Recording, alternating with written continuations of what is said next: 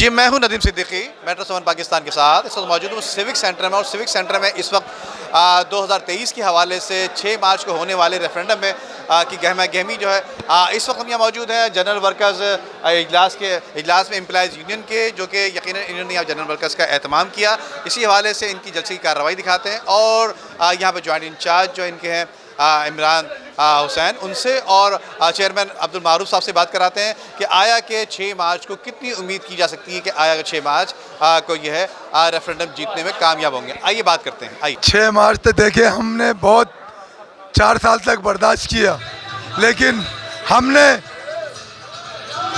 Employees union की जो कारकर्दगी देखी है, इनके कारनामे, हमारे इमरान जाफरी भाई है, मारूफ भाई है, नदीम खोकर भाई है, ताहिर भाई है, इन्होंने अच्छे काम किए। 4.5 साल के बाद इदारे तरक्यात कराची में लेबर डायरेक्टरेट ने रेफरेंडम का इनेकाद किया है।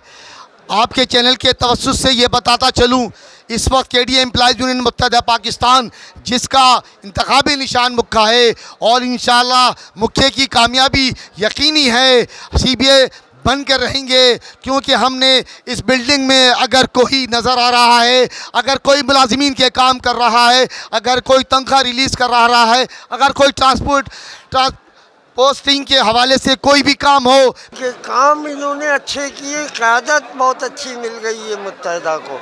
इमरान जाफरी जिन्होंने लैंड एरिए के मुलाजिमों ने मतीन भाई को 2 दफ़ा जितवाया, मगर एक काम भी नहीं किया उन्होंने, जाके देखा भी नहीं उन्होंने। 2 साल के अंदर इमरान जाफरी वो उनके साथ हम मिले और उन्होंने कम से कम 15 लोगों की प्रमोशन कराई गरीबों की, और 20 साल से वर्दी के पैसे नहीं मिले थे, इन्होंने 2 साल के अंदर अंदर पैसे दिलवाए, 7-7 लाख हज़ार के चेक। जैसा कि आपने अभी देख लिया माशाल्लाह से 3rd फ्लोर पे जो मीटिंग हुई है, ये हमारी बहुत कामयाब मीटिंग हुई है। इससे पहले हमने 7th फ्लोर पे फाइनेंस डिपार्टमेंट में मीटिंग की। इंशाल्लाह ताला मुक्के का जो निशान है वो 6 मार्च को फतह का निशान होगा। CBA ना होने के बावजूद हमने इतने काम करा लिए कि CBA वो काम नहीं करा पाई।